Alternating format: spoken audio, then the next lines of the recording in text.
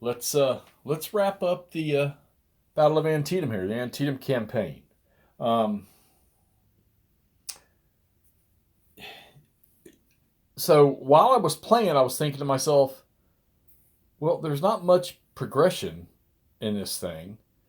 But then I thought about, okay, so I live like 15 minutes from Sharpsburg, and I thought to myself in the Battle of Antietam, granted being the bloodiest single day, was it 23,000 or something like that casualties?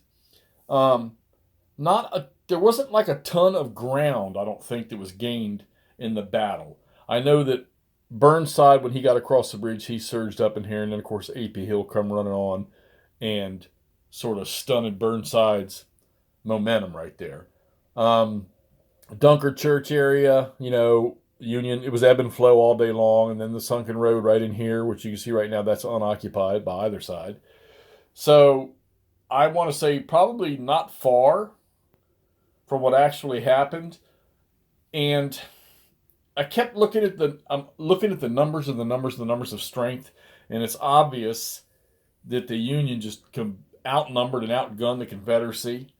But McClellan's caution is what made this not the grand success that it probably should have been. So, and I talked about it before, that all the Union leaders have a command value of 1.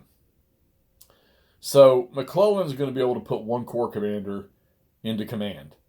But then those corps commanders all have a command value of 1. And if they have 2 or 3 divisions, they're going to put one division in command.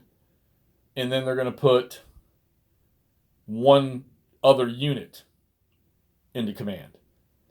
So, and unless you're going to roll ones to get these guys activated, all they're going to do is move, and they're not going to be able to close on the enemy. Sticky zones and controls, not being able to leave a zone of control unless you're out of command.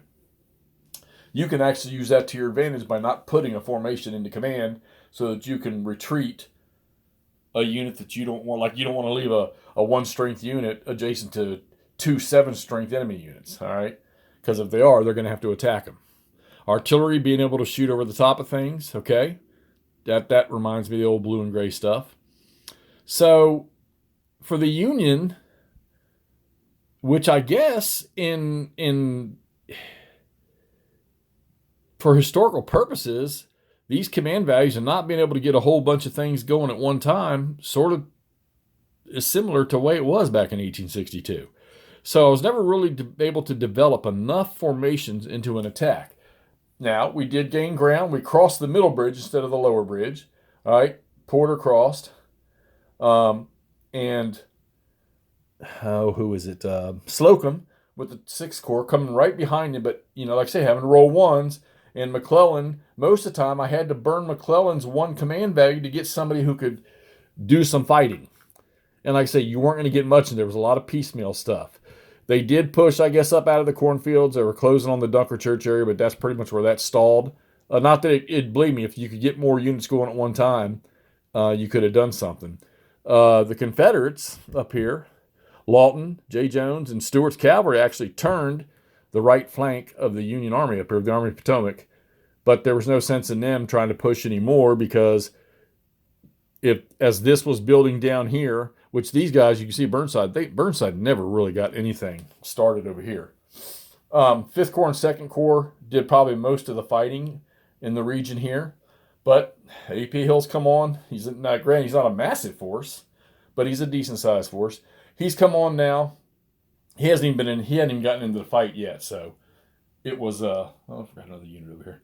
But he would have been there to support him, because I was starting to get a little nervous about the Confederates. So I ended up having to shift. Who was it? One of Longstreet's divisions over with, was it Anderson, I guess, with Mahone and Pryor and all those guys. I shifted them over here to fill in a hole over here to help out. But they did get engaged in here, but the rest of them never got engaged. McLaws, he was able to hold out. Longstreet's boys were able to hold out over here. So it's for the Confederates, it's throw in whoever into wherever, pretty much the closest one that could get there when there was a gap that was created.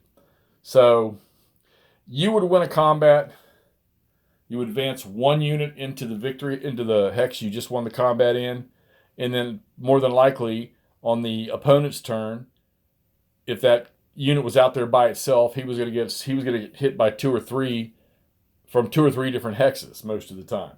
Which the Confederates need that because their units aren't as strong as the Union units are. So, all right, so we played this thing out. That's where it's ending right now. AP Hill never got engaged. But I wrote down just the casualty because this game is a elimination, straight point. Whoever has the most victory points on that wins. And you can see right here it's 61-51 for the Confederacy. But it's actually more than that because last person to occupy Sharpsburg gets another 15 points. So it'd be 76-51. There's no rating as to whether it's a tactical, marginal, or decisive victory, but I would say that's a pretty potent victory for the Confederates. Now, if I were Bobby Lee on the field and this is the way the fight went in September of 62, would I stay or would I get out? I mean, if McClellan ever realized, hey, wait a minute, I got way more troops than him, let's get after it, I'd probably be in a world of hurt. So more than likely, I'm probably going to go ahead and pull out, cross the Potomac, get back into my homeland of Virginia, and rebuild the fight another day. So there you have the Antietam Campaign. Like I say, this is the Decision Games one with the alternate counters and alternate map that I got from Ulan Games. And you want a simple to play system with with most games, I see a couple of subtle rules, like the artillery shooting over things and the sort of sticky zone of control stuff where you have to attack. This is fun, but it plays pretty fast. I would think all in all, the time I put into playing this, maybe 3 hours. You know, I played it sporadically, but when I played it, I played 2, 3, 4 turns in no time at all. Because, you know, without being able to activate, the Confederates being able to activate because Jackson's a 3, Longstreet's a 2, Lee's a 3. They did a lot more. They were able to engage a lot more, which they needed it, okay? So I think as far as a representation of what Antietam was probably like, this isn't too bad. Simple. You can either buy the version from Decision Games or you can print and play some of this stuff from Ulan's site. And easy to wrap your head around the rules and easy to play. So, you know, if you don't want the big crunchy, here you go right here. So I think my next step in this will be to play some of his games that aren't sold by Decision. His last full measure series will be the next thing I do. It might be Antietam again. I'm not sure yet. He's got like so many to choose from. I've got a couple of the maps already printed. I've got counters made for some of the games. But I'll probably pull another one of those out, and we're going to come back around. We're going to test that last full measure system. All right, so Antietam Campaign, we're done. Confederate victory, I'd say it's a decisive victory for the Confederates. Maybe marginal, all right?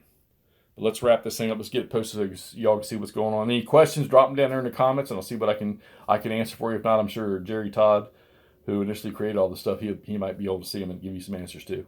All right, it's Hexy. We'll talk to y'all soon.